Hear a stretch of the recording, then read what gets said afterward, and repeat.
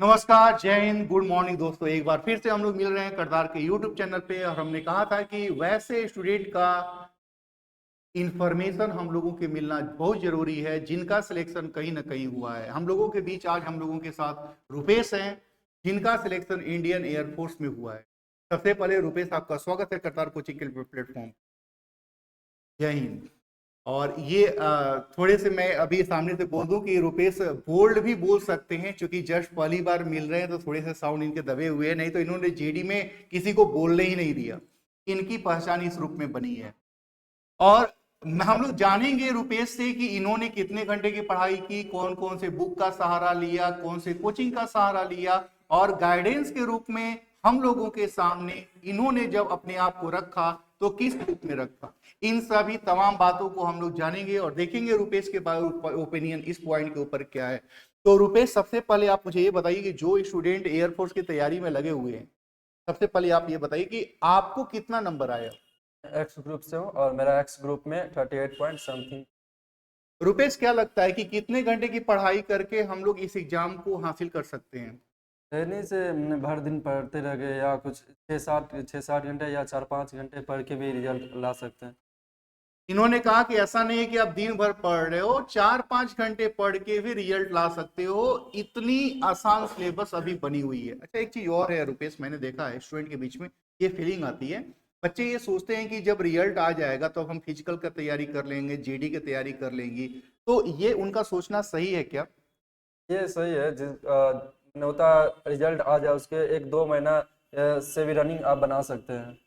यानी रनिंग की जो बात है रुपेश ने कहा। अच्छा रुपेश, आपने कितने दिनों में बनाई थी रनिंग। मैंने भी जब जीडी किया उसके बाद ही रनिंग का शुरुआत किया। जीडी जब किया उसके बाद शुरुआत किया।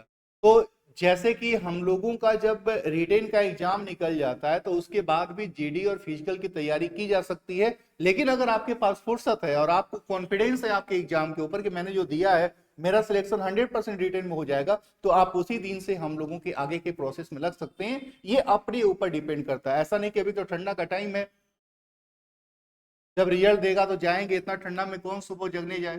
तो जब सिलेक्शन हो जाएगा, जब वहां से पैसा कमाने लगेंगे तो वहां पे फिर ठंड गर्मी और बरसात का एहसास नहीं होगा। क्या रुपेश, ऐसा ही सही है। बात, वहाँ सब सुबह जगना। और मैं बता दूं कि रुपेश का जो हम लोगों का रहा है, ये लोग ने मतलब दोपहर गर्मी वाला जो टाइम रहता था ना, उस टाइम में ये लोग दौड़े हैं। कुछ ये नहीं दौड़े हैं, लेकिन कुछ लोगों का वेट ज्यादा था। मैं बताऊंगा, सत्यम पांडे एक थे रुपेश में। तो वो क्या बोले कि मेरा ओवर वेट था, तो मैंने गर्मी के दिन में जैकेट पहन के दौड़ना शुरू किया, पसीना हुआ, उससे मेरा वेट कम हुआ और इसकी वजह से।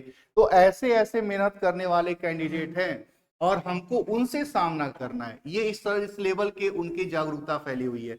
एक चीज और हम लोगों के साथ में है कि रुपेश, आपको क्या लगता है कि हम लोगों का जीडी जो होता है वो कितना टफ होता है।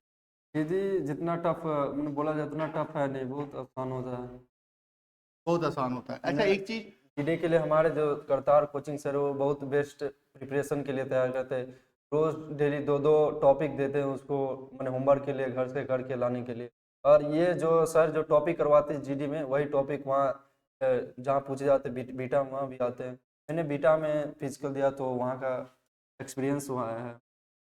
बिल्कुल। अच्छा, एक चीज और रहता है रुपेश, मैंने देखा है कुछ ये सोचते हैं कि ये जॉब 4 साल का है और 4 साल का ट्रेनिंग करने के बाद, 4 साल का जॉब खत्म होने के बाद हम लोग फिर कहाँ पे जाएंगे, क्या करेंगे।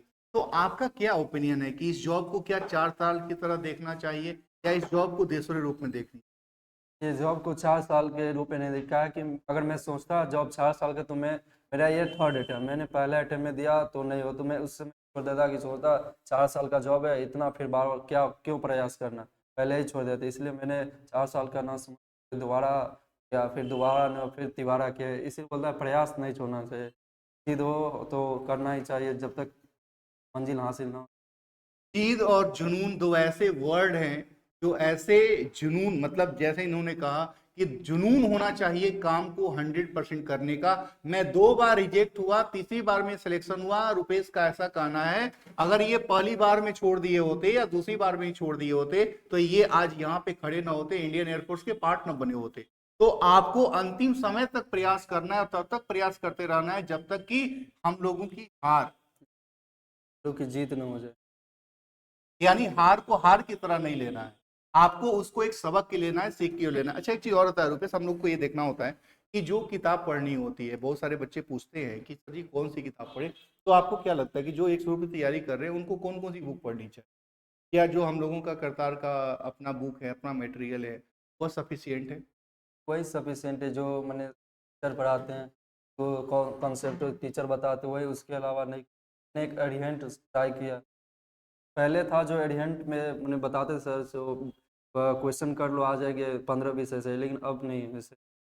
वैसे नहीं है, यानी करतार की जो मटेरियल है आप उतना पढ़ लो, उतना से काम चल जाएगा। बिलीव नहीं होता ना आप लोगों को कि टीचर बोल रहा है कि यार ये ले लो तो फिर यहाँ से हो जाएगा, लेकिन आप बिलीव करो कि हमारा हो ना, सबसे पहले बिलीव करना पड़ेगा यस कि सर, मेरा हो सकता है। हम लोग अब भी पहले जीडी नहीं किए रहे थे फर्स्ट टाइम, तो हमको सब लगता था कि बहुत कठिन हो, लेकिन सर बता दे कि नहीं जीडी समय सिर्फ बोल दे, मुंह खोल दे, मैंने बोल भी दिए तो सिलेक्ट हो जाएगा। अगर हम जब हम उस समय फेस किए तब हमको पता चला ये सर सब सही बात बोल रहे हैं। तो यानी जो टीचर बोलते हैं, जो गाइडर बोलते हैं, वो सही बोलते हैं, आपको उस रास्ते पे अपने आप को बस चलाना है, आपका सिलेक्शन 100% हो जाएगा। अपनी तरफ से जो एयरफोर्स एस्पिरेंट हैं, जो एयरफोर्स की तैयारी करने वाले स्टूडेंट हैं, उनको अपनी तरफ से कुछ गाइड करना चाहेंगे रुपेश, वो कैसे काम करें ताकि उनका सिलेक्शन? ये जगह से मॉक ज़्यादा लगा है, और में 3 सब्जेक्ट होते हैं, इंग्लिश, फिजिक्स, मैथ। तो फिजिक्स हमको बहुत थोड़ा कठिन लगा, इसलिए फिजिक्स पे ज़्यादा ध्यान दें, क्या है कि ज़्यादा बच्चा फिजिक्स में ही छट जाते हैं। ये लाइन इनको काफ़ी अच्छी है कि अगर इंग्लिश, फिजिक्स और मैथ की बात किया जाए तो फिजिक्स के क्वेश्चन टफ होते इसलिए है कि आपका वो पैटर्न हम लोग को प्रॉपर आइडिया नहीं लगता, और हर बार कुछ नए नए क्वेश्चन डाल ये दिए जाते हैं, जिसकी वजह से हम लोग सबसे ज़्यादा फिर फिजिक्स में होते हैं। जैसा रुपेश ने कहा और मैंने ये बात को अनुभव किया है कि फिजिक्स हम लोगों के लिए ज़्यादा चैलेंजिंग रहा एग्जाम के अंदर। एनीवे, फिर भी चैलेंज को पार करना ही तो हम लोगों, चैलेंज से बाहर निकलना ही तो हम लोगों का काम है। तो बिल्कुल, अब करतार कोचिंग की तरफ से हम लोग एक छोटा सा गिफ्ट देते हैं अपने होने वाले जो भी ऑफिसर्स हैं, और मैं अपनी तरफ से कोचिंग की तरफ से रुपेश को एक छोटा सा गिफ्ट, क्योंकि गिफ्ट तो आप लोग इस लेवल के हैं कि गिफ्ट आप लोगों के लिए छोटा ही है, लेकिन हम लोगों को हमेशा एक ऐसे ही छोटा पुरस्कार, ये यहाँ पे रुपेश ले लीजिए। और मैं बता दूं कि मैं चाहता हूं कि आपको भी इस तरह के गिफ्ट हम लोग दें, और आप भी सफल हों, और सफलता के मुकाम तक पहुंचने के लिए जो पॉसिबल कर्म है हम लोगों को करने होंगे, और आप भी 100% सफल होंगे।